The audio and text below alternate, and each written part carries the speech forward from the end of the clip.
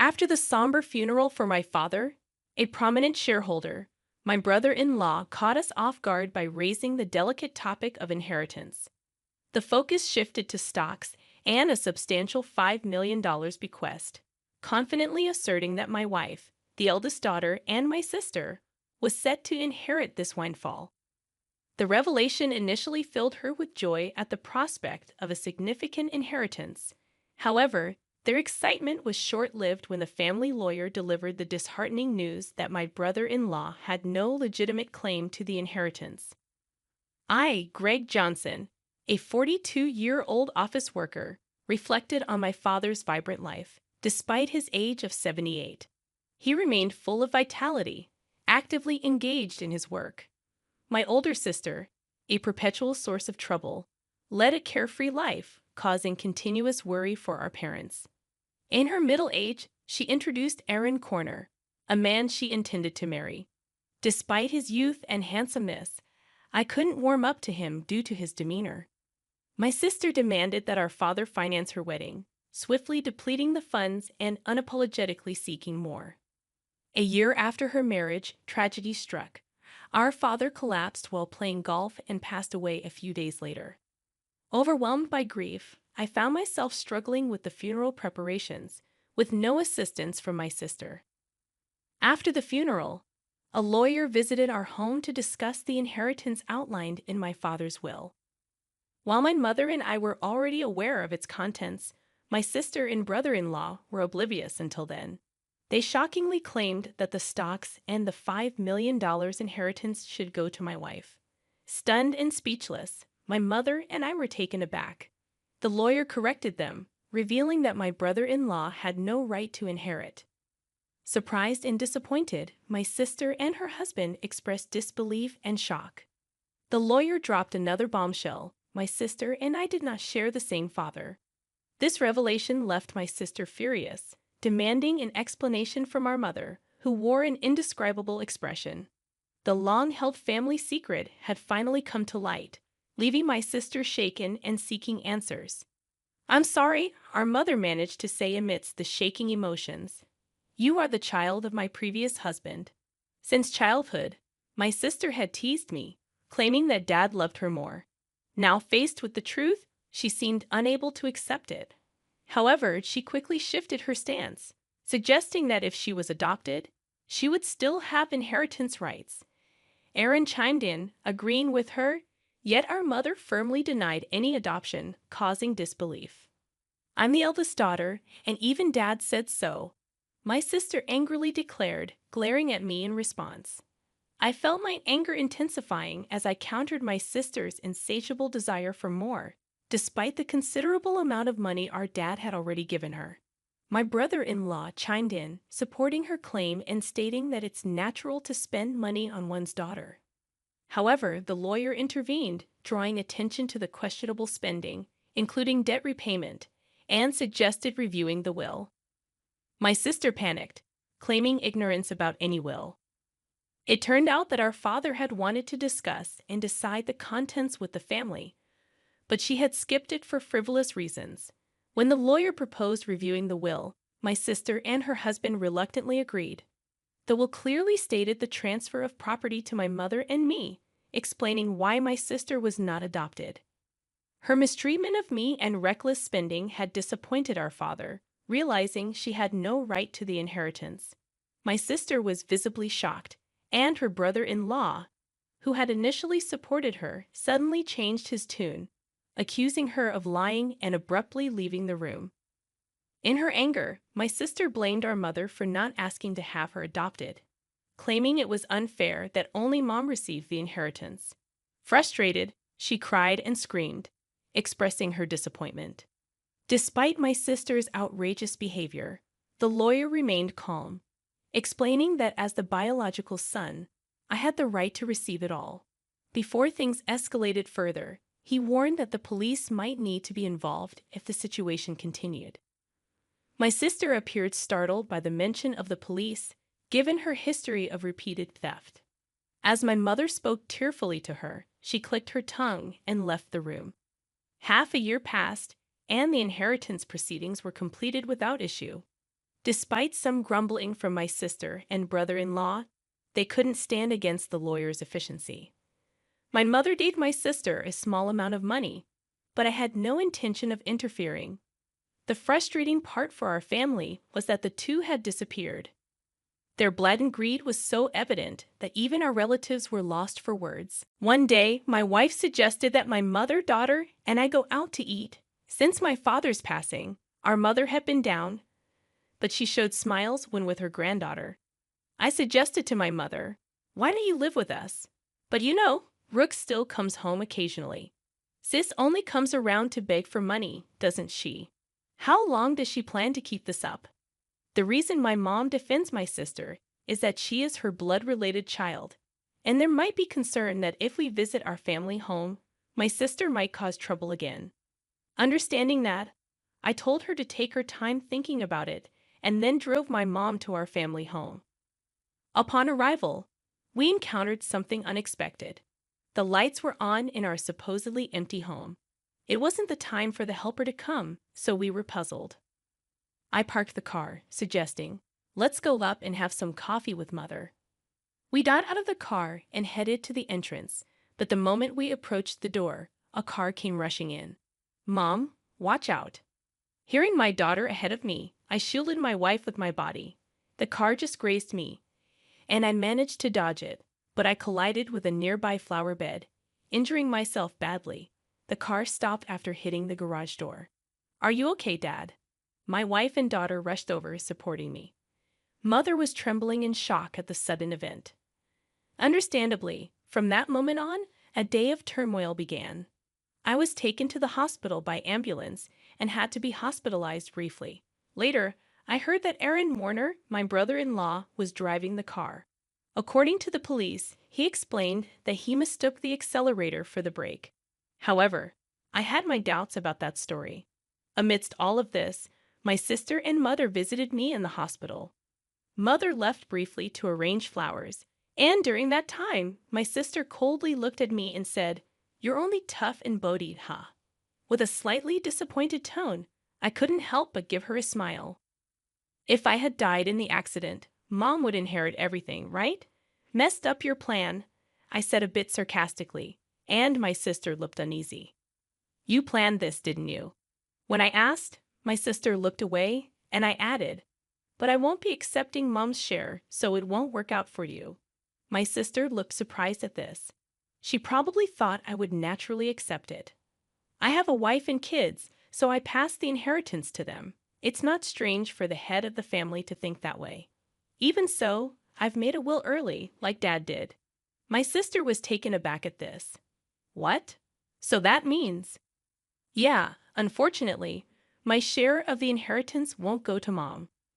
My sister stared at me, then began to shake with anger. "There's $5 million, right? You could at least share a bit." When I immediately refused, my sister furiously grabbed my collar. "I'm your sister. We should split it." Whether it was the amount of the inheritance that drove her mad, she continued to scream in a very aggressive voice. I felt pity for my sister. It's that greedy attitude that disappointed Dad. Don't you get it? My sister's face turned even redder, and she grabbed my neck. "Bro, stop it." Mother, who had just returned, scolded her loudly. Then the nurses, called by the nurses' call button, arrived and escorted my sister out of the room. Mother seemed to want to protect my sister, but my sister had lashed out at her too. As she left, she asked, "Why did she turn out like this?" Hearing Mother say this sadly, I felt a pain in my heart. Later, Mother's health deteriorated, and she fell off, gradually weakening. My wife and I started visiting the family home more frequently to support her, but this seemed to upset my sister. Probably she encountered my wife when coming to ask for money or heard about it from Mother. One day, my sister called my cell phone. "From now on, we will take care of Mom. You guys don't need to come. Watch this." All of a sudden, however, my sister wasn't listening and said, "We've already decided," before hanging up. My wife told me she had been turned away by my sister. Too concerned about how my sister, who had no experience in household chores or living, would manage, I quickly contacted Mother. To my surprise, I found out that my brother-in-law had experience in caregiving. Mother was still independent, not yet in a worrying state. This reassured me. However, within just a month, Mother was rushed to the hospital in an ambulance. It was said to be due to a medication dosage error. When we rushed to the hospital, Mother was shockingly weak. The doctors also seemed puzzled by her condition. I couldn't recall such a mistake ever happening before. Leaving my wife to care for Mother, I went to our family home, which was in a terrible state. Despite my mother's love for cooking, the usually well-stocked fridge was shockingly empty. Even the helper had been swiftly dismissed. Feeling ashamed of trusting my sister even a little, anger surged within me. Checking the safe where valuables were kept, I discovered a large amount of money missing from Mother's passbook. The passbook with the inheritance was secure in a bank locker, but there was hardly any money left for living expenses. Returning to my mother, I explained the situation and revealed my sister's betrayal. Brooke did such a thing. Mother seemed unaware of the passbook issue and showed a shocked expression. When asked about the medication error, she explained that my brother-in-law had prepared it and looked troubled. "Mom, I don't think you should let them into that house. They claimed they would take care of you, but the state of that house was the worst. And you've gotten so frail. Haven't they been feeding you properly?" Speaking with concern, I hung her head. "Mom, let's live together. I'll build a new house, and we can live there together." Moved by my suggestion, Mother shed tears. However, her condition continued to worsen. Despite the doctor's best efforts, they, along with my sister, seemed to weigh heavily on her. Ultimately, Mother passed away without recovering. When I went to the family home for the funeral, all the valuable items had disappeared. It seemed that my sister and brother-in-law, in need of money, had taken them. Standing in the desolate place, I was overcome with anger. I had to find a way to make my sister take responsibility for Mother's sake and as atonement for what she had done. I resolved to do something.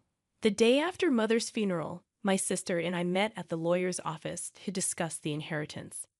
"Condolences, but as her daughter, I'm entitled to Mother's inheritance," my sister said with a sense of superiority that made me laugh involuntarily.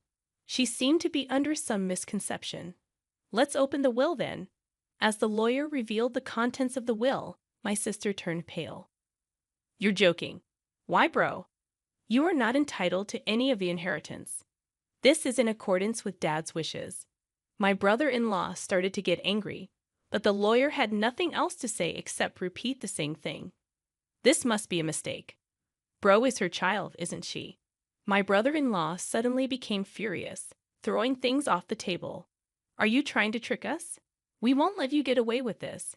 Give us the inheritance now." "Aaron, you planned to kill Mother, didn't you?" When I asked, my brother-in-law glared at me unpleasantly. "Oh, I wouldn't do such a thing." "Then why did the medication error occur?" My brother-in-law appeared annoyed. "I don't know anything about that. It's impossible that I can't inherit. You must have done something." My sister was getting more agitated. "Now I'm even behind on my condo payments." I was shocked. She hadn't rushed to Mother's side after hearing of her death because she was busy with such matters, hoping for the inheritance. "Really, there's nothing left." My sister pressed the lawyer. "That seems to be the case. Let me explain in detail." The lawyer explained the details of the inheritance. Ultimately, after deducting what my sister had withdrawn and sold, there was hardly anything left for her to inherit. My sister held her head in dismay. I had discussed this in advance with the lawyer. I found satisfaction with the outcome. "Stop joking. There can't be so little." My mother and I hadn't told my sister, but most of Mother's property had already been distributed to my children, her grandchildren. Therefore, there was already little left to inherit. However, my sister kept murmuring her dissatisfaction.